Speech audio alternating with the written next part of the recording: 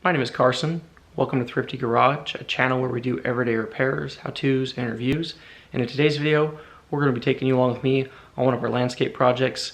By day, I own and operate a landscape business, and in this project we had to cut through their concrete walkway going up to their front door, and we had to reinstall that.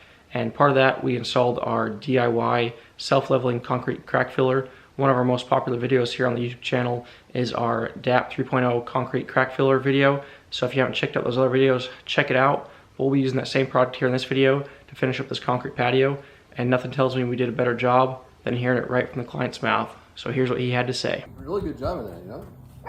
Thank you. Hey, good. Try to do it the right way. Yeah, no, I never did it.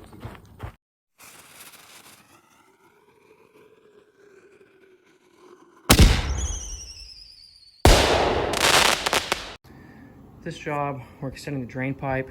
Previously, these two outlets just kicked it forward into the driveway. This is the north side of the house, so this would ice over. Just gently runs this way. Wanted to get this water out of here, so ended up cutting the concrete, run it through here.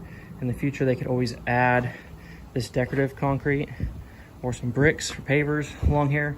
So this is easy to patch. This section of concrete also had a crack in it underneath here. It had sloughed off, so the piece had already started to fall. The only thing that kept it together is the fact that there's rebar in here. So pulled out this piece, trenched in this pipe, and now we're putting this piece back together.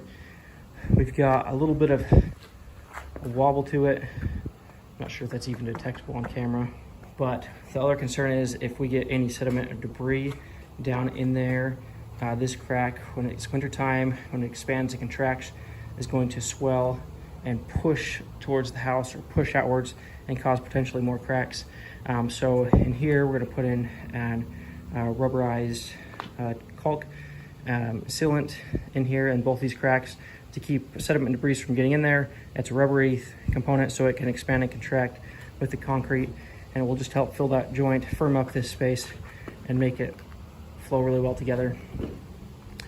Working with these larger pipes, we've got these 4-inch pipe going into a 6-inch pipe and two 6-inch pipes, and it's pretty difficult to work with. So here we're going to install just a rubber isolator coupler in order to give the extra flexibility to get up to this spot and reconnect. Little things underneath the surface. This is be the finished grade, so you won't even be able to tell. But when you're working with larger pipe, it's hard to make it perfect. This drain is going to run out and around the house and connect on. So that's the plan. Fill this with sealant. Got it all cleaned out, shoveled it off. Used the leaf blower here and blew it out, so it's ready to put down some sealant. So obviously we're coming in here at the end of the project, putting back in this concrete piece, which we had to remove in order to put that pipe down there.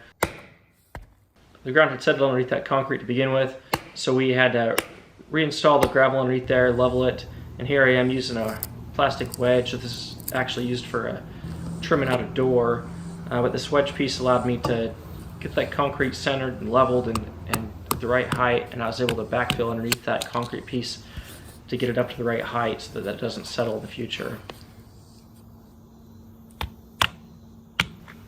I ended up having to take this piece of concrete out multiple times to get it to the right height.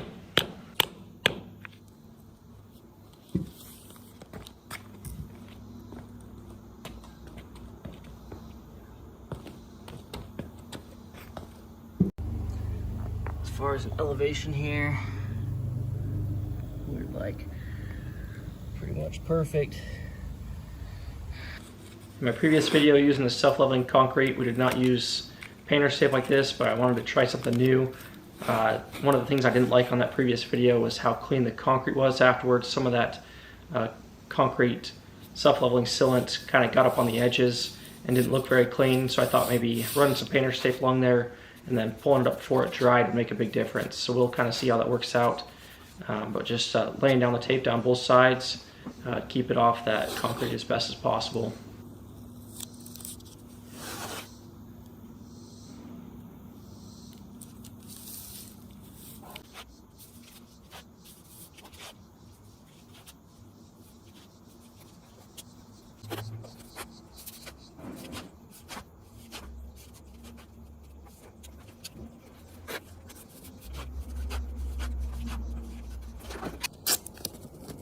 One of the biggest things with this self-leveling concrete is to cover up these ends like this.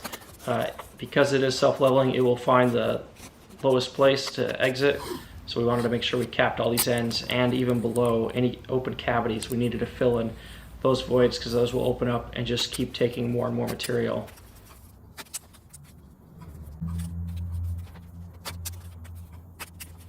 And you can see here we're packing in all the sand material up against the side there to hold that edge in really tight.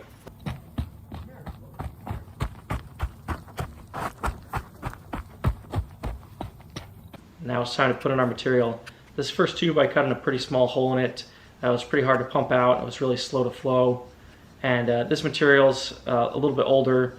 This is the same material I used several years ago, so probably would have been better to buy a brand new tube, a little bit fresher material. This does expire over time. So one thing to keep in mind, that this does not really have the best shelf life. But these tubes, I could use about 2/3 of them, and then the last third was kind of sealed into the container.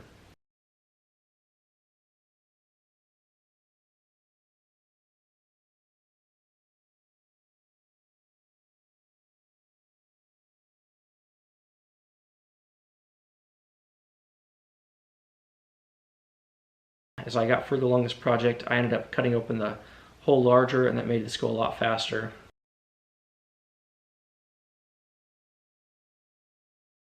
You can see the tape really allowed us to make a mess and not have to worry too much about it.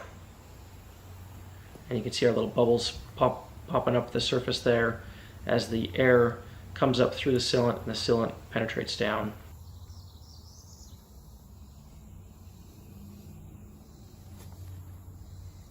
You can also see some voids there where we need to add some more material. This other side I tried a different technique, kind of putting the material in a kind of a dash dot pattern.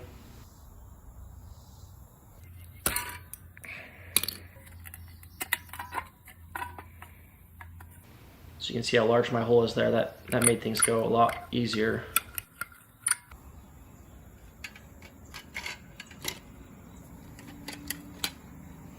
Over there in the background you can see the finished drain pipe.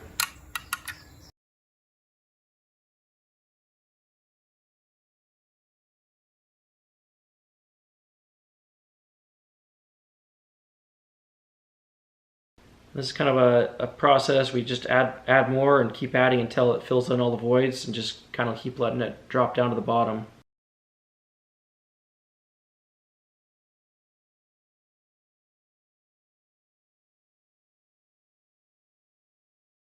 Getting ready to peel up that tape. We'll see how good of a job we did here.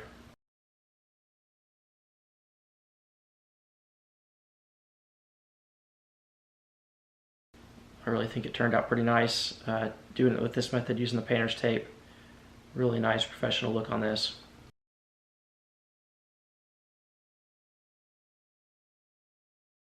Let's peel up that other side now.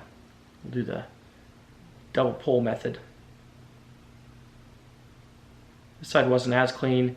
There were some chips taken out of the concrete when we pulled that up. We're getting close to finishing this one. Just finished washing off all the rock, watering in these new plants. Then we've got this little concrete patch that is curing. Excited to pull off the tape and see what that looks like underneath, but that'll be a pretty clean patch job for that drainage system.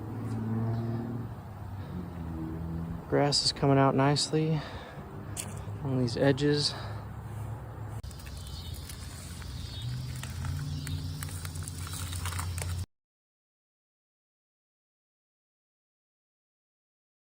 Well, thanks for watching the Thrifty Garage video. Hopefully it was useful and informative, and at least enjoyable.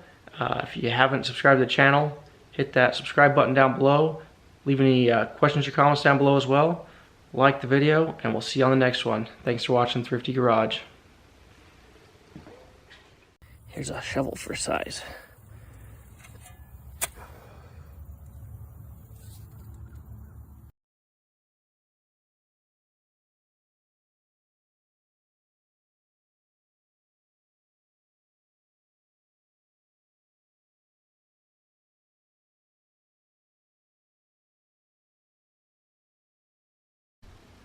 Three, two, one.